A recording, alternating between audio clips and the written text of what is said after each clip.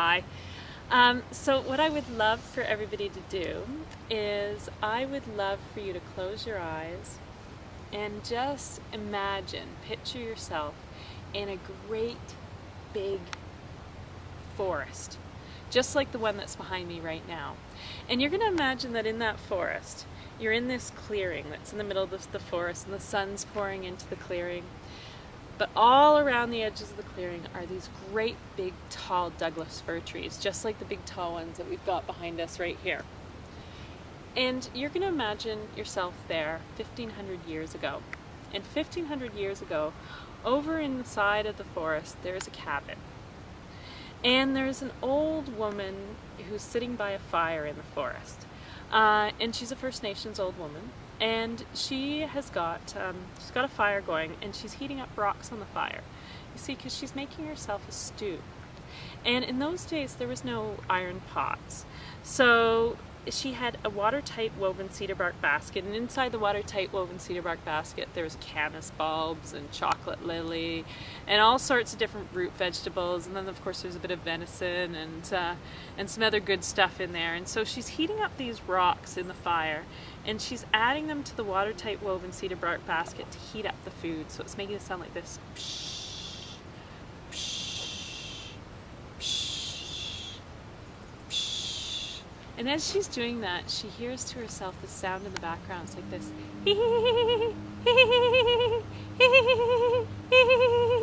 She's thinking to herself, you know, that sounds awfully like it's coming from my cabin. So she walked over to her cabin, and then she started to, well, when she got there, she realized it sounded like it was coming from her cellar. So she stomped down the stairs to her cellar.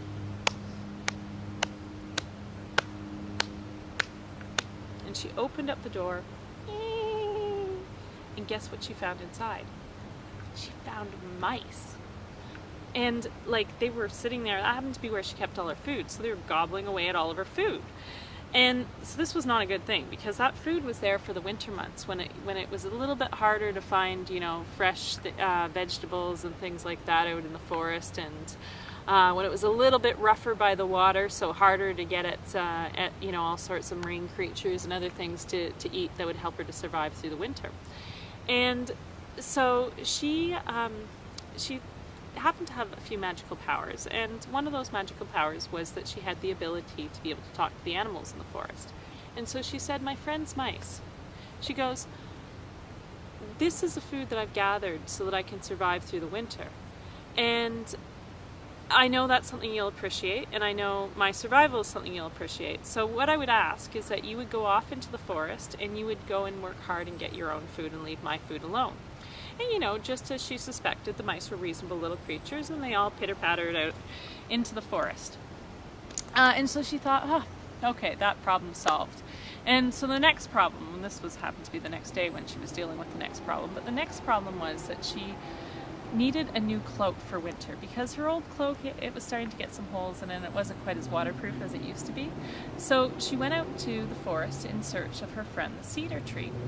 And when she found the cedar tree, she said, because of course, you know, it wasn't just the animals that she could talk to, she could also talk to the plants. And so she said to the cedar tree, she said, "Friend cedar," she said, "would you mind giving me some of your bark for a new cloak, so that I can stay warm this winter?"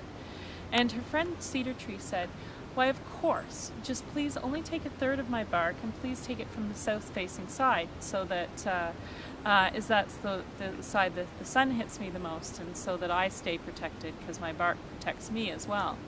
And she said, "Why, thank you," to the cedar tree. And she then cut a notch on the south-facing side at the bottom of the bark, and just on a third of the bark, so that it didn't, you know, girdle the tree and leave the cedar tree without protection. She started to pull back the bark, and she pulled and she pulled and she pulled and she pulled and she pulled, until finally, you know, she could see, if she looked really, really high up the tree, that the bark was way high up at the top, just hanging on by a thread, and she gave a giant tug. and down tumbled the cedar bark. And as the cedar bark tumbled down, like, oh, it's this just giant, enormous, like, span of bark. And you know, when she looked at it closely, she could see that there was layers upon layers. It was about that thick, but that thick of just separate layers of this wonderful fabric for weaving. And when she looked underneath the bark, it was bright yellow underneath, and she could touch the tree, and she just felt this cool, incredible feeling coming from the tree. And so that began the hard work of, you know, she took out her flint blade and she started to separate those layers. And so she started peeling back layer upon layer upon layer upon layer of cedar bark. And once it was all peeled back, then she started to pound on the bark so that it became nice and soft and supple, so that if you felt it, it would feel just like a cotton shirt. And not just like a normal cotton shirt, because that cotton would then also be waterproof. And so as she was pounding away on the bark, off in the distance she heard hee hee hee hee hee, but it was about twice as loud as it had been the day before. So like hee hee hee hee hee hee hee hee. And she thought to herself, oh no. She walked to her cabin, she stomped down the stairs to the cellar, and she opened up the door, and guess what she found? The mice. And not just the mice on the first day, there was twice the number of mice, because they'd all brought their best buddies with them. And there was just like, well, she was a little put out. She couldn't believe that any creature could possibly be so incredibly disrespectful, and not to care about her well-being, you know, just about their own. And so she said, you know, mice, this is my food. You lazy little creatures, you go out into the woods and you find your own food and you work hard to store it for winter. And with that, she grabbed her broom and she started to chase after them. And as she chased after them, she was banging on their bums with the broom, and they were running out of the forest going, oh, oh, oh, oh, oh, oh, oh, oh, oh, oh. And, you know, they scampered away pretty darn quickly. And she thought to herself, okay, that's that. You know, they're not coming back.